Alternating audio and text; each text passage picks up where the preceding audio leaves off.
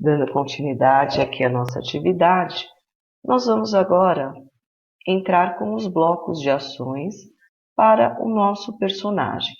Então, no último vídeo, nós definimos em que momento ele não deve aparecer e qual o momento que ele deve aparecer. A partir daqui, nós vamos entrar com os blocos de interação. Então, depois que pressionar a barra de espaço, ele vai dizer um olá. Podemos colocar aqui o personagem falando, por exemplo, vamos simular os movimentos da Terra, ok? Vamos duplicar esse bloco, e aí ele vai dizer o seguinte, ó, para translação, pressione a tecla P. Vamos duplicar, e para a rotação, pressione a tecla R. Então, observa que nós colocamos duas condições. Que se for pressionado o T, ele deverá ir para representar o movimento, para simular o movimento de translação. E se for pressionado o R, ele deverá simular o movimento de rotação. Muito bem, então a partir de agora, nós vamos entrar com essa condição, tá? Vamos lá. Tinha um bloco a mais aqui, vamos apagar. Então, a primeira coisa que eu vou colocar é o seguinte, o primeiro evento. Quando a tecla T for pressionada, é o momento de ir para translação. Então, vamos lá. Quando a tecla T for pressionada, ele deverá, a primeira coisa, mudar esse cenário. O cenário que nós vamos usar é o estar, que nós havíamos definido. Então, vamos para o bloco aparência e vamos pedir, então, para que mude o cenário, já está até aqui, ó, para estar. Vou pressionar a letra T. Olha lá, mudou o cenário para estar.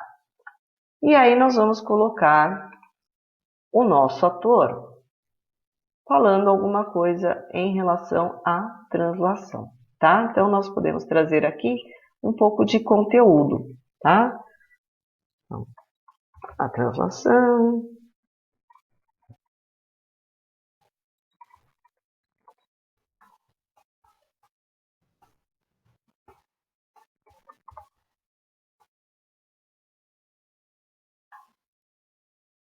É movimento que a Terra realiza. Bom, gente, não vou perder muito tempo aqui, mas a gente poderia colocar, né? O movimento que a Terra realiza em torno do Sol, ela demora 365 dias para completá-lo, e trazer um pouco de conteúdo aqui, ajustando o tempo de acordo com a quantidade de texto que a gente tem aqui, tá certo? Então, quando eu pressionar o T, ele vai trazer um pouquinho falando de translação, tá? Então, olha lá, pressionei e ele vai trazer um pouquinho de translação. Muito bem, agora nós temos que entrar com a condição. No bloco controle, nós vamos usar a seguinte condição.